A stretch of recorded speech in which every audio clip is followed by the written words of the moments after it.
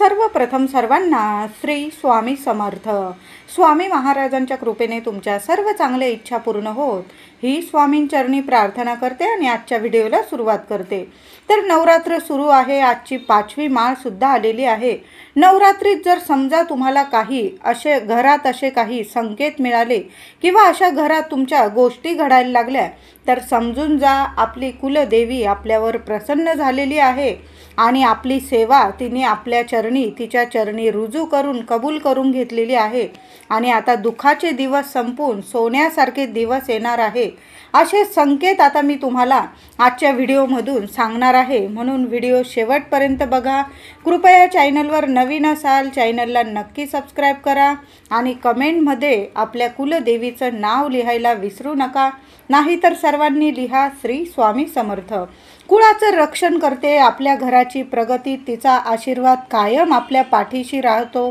बाहेरची कोणती सुद्धा नकारात्मक शक्ती तिच्या परवानगीशिवाय आपल्या घरामध्ये प्रवेश करू शकत नाही। या कुळाच्या स्वामिनीलाच आपण कुलदेवी असं म्हणत असतो। कुलदैवत आणि कुलदेवी ही आपल्या कुळाचं रक्षण करत असते।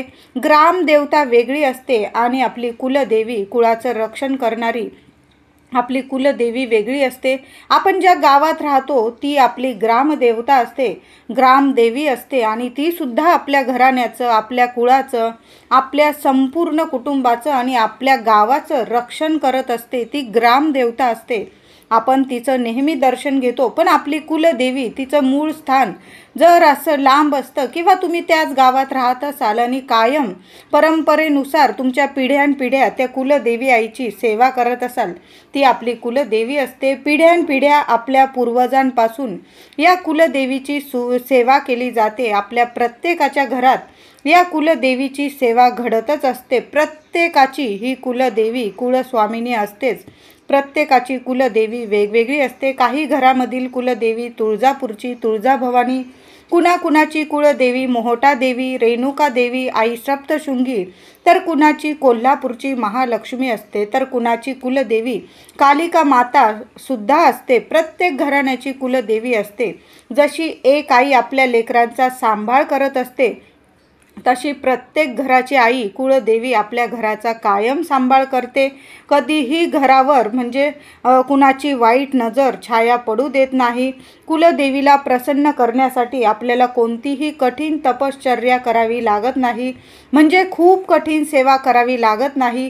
कुलदेवी ही स्वयंभू आहे। पिढ्यानपिढ्या घरातून देवी आईची सेवा घडत असते। जर एखाद्या घराची कुलदेवी त्या घरावर समजा नाराज असेल, त्या घरावर संकटे येतात, अचानक घरात वादविवाद होतात, भांडणे होतात, घरातील अशांतता नष्ट होते, संतान सुख मिळत नाही, लग्नात अडचणी येतात, अशा वेगवेगळ्या समस्या त्या घरामध्ये येत असतात। अगदी साध्या सेवेने सुद्धा आपली कुलदेवी प्रसन्न होत असते।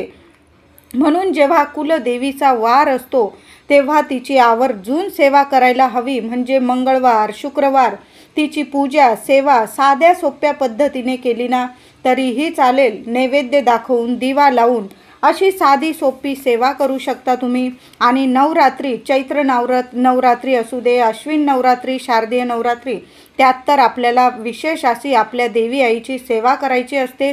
कारण या काळात देवी आई हजारो पटीने जागृत अवस्थेत असते आणि प्रत्येकाच्या आपल्या घरात ती सूक्ष्म स्वरूपात वास करत असते। आपल्या घरातील वयस्कर माणसं असतील, वडीलधारी माणसं जशी आपल्या घराचं रक्षण करतात, त्यांचा कायम घरावर हात असतो, व्यक्तींचा दबदबा असतो, अशा घरावर कधीच संकट येत नाही। तशीच आपली आई प्रत्येकाची कुलदेवी असते आणि ती आपल्या घराचा सांभाळ करत असते।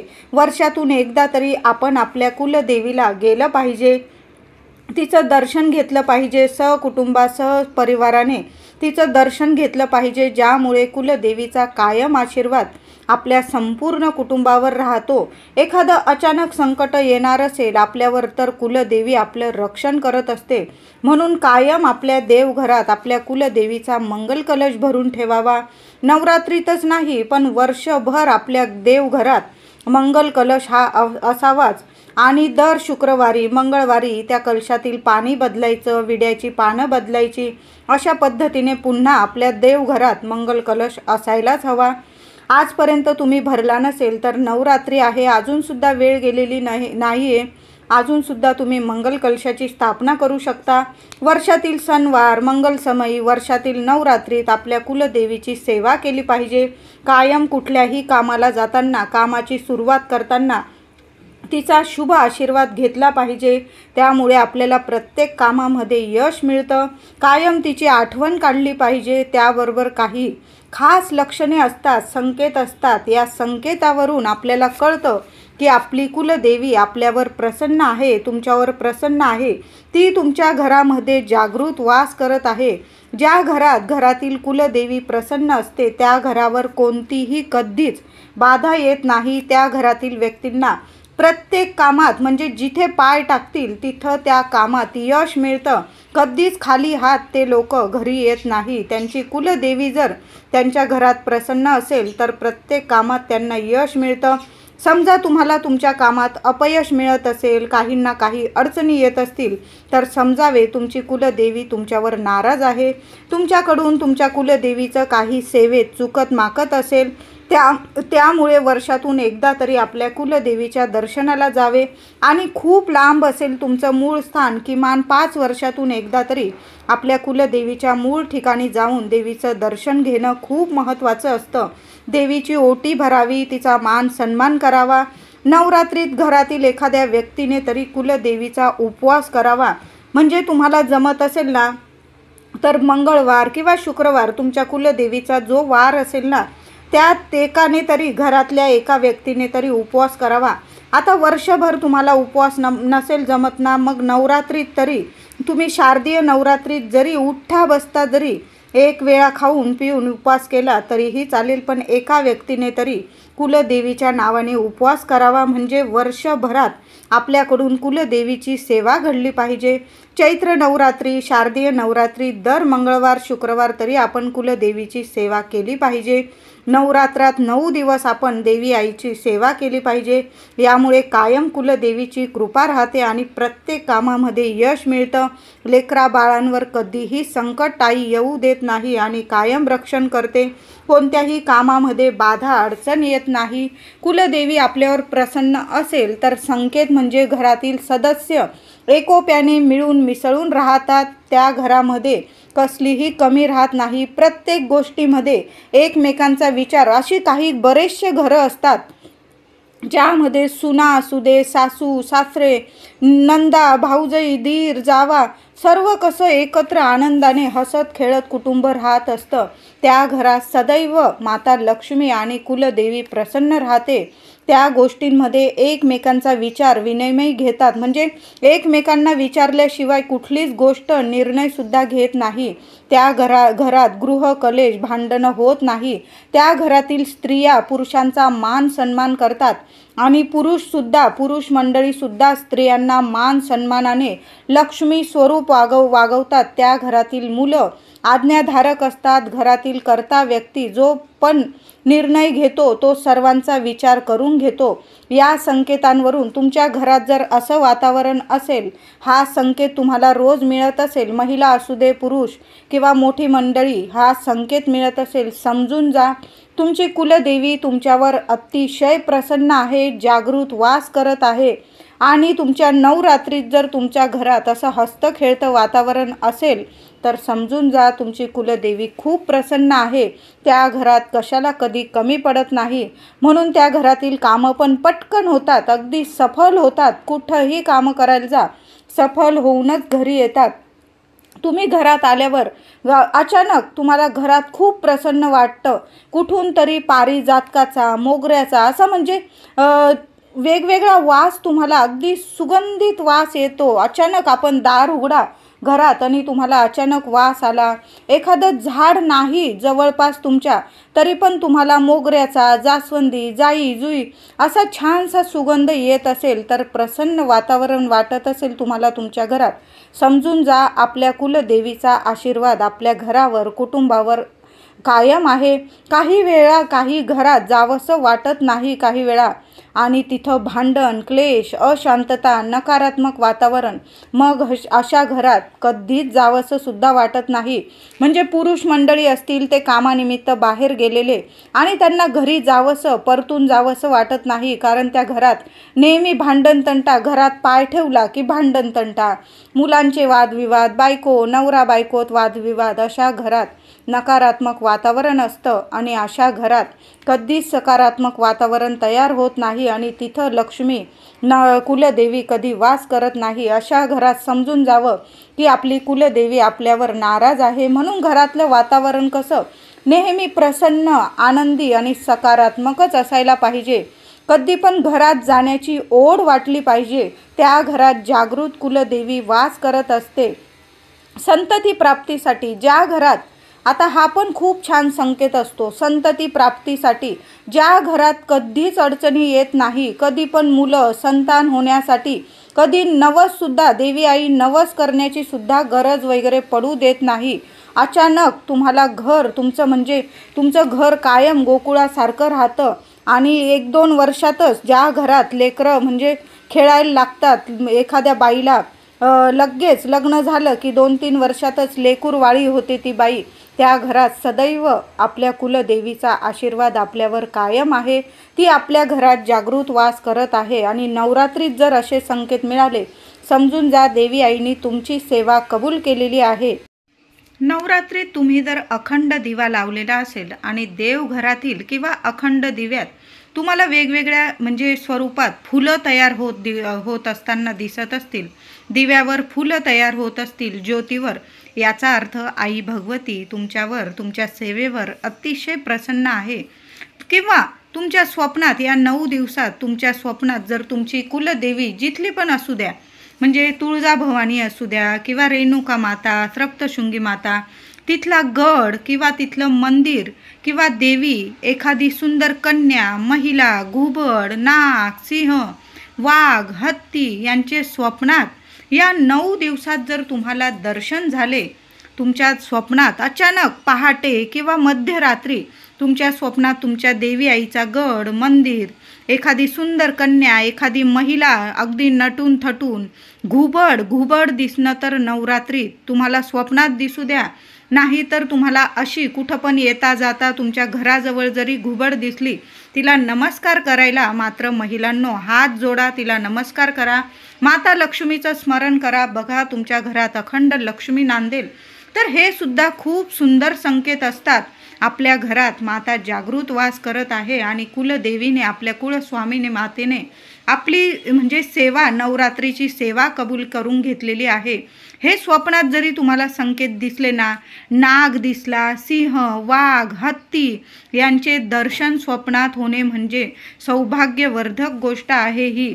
त्याचबरोबर तुम्हाला स्वप्नात ओटी दिसली किंवा तुम्ही देवी आईची ओटी भरताय, एखाद्या महिलेची ओटी भरताय, एखादा होम दिसला, होमात तुम्ही नारळ टाकताय किंवा श्रीफळ सुद्धा दिसणं, स्वप्नात दिसणं खूप शुभ संकेत आहे. त्याचबरोबर एखादी कन्या तुमच्या घरात जेवताना दिसली किंवा तुमच्याकडं काहीतरी खायला मागत आहे, हे सुद्धा खूप शुभ संकेत आहे.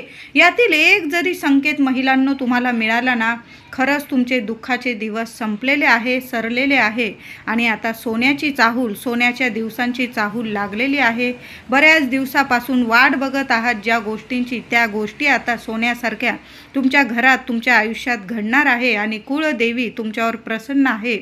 समजा घरात चिमण्या, सकाळी सकाळी तुमच्या घरात चिमण्यांचा खूप चिवचिवाट होत आहे किंवा तुम्हाला 2 साळुंक्या एकत्र दिसल्या, साळुंक्याचा किलबिलाट किंवा चिमण्यांचा किलबिलाट तुमच्या घरात येत आहे किंवा अचानक एखादी 1-2 चिमण्या तुमच्या घरात आल्या आणि उडू लागले इकडं तिकडं चिवचिवाट करत, हा सुद्धा खूप छान संकेत आहे.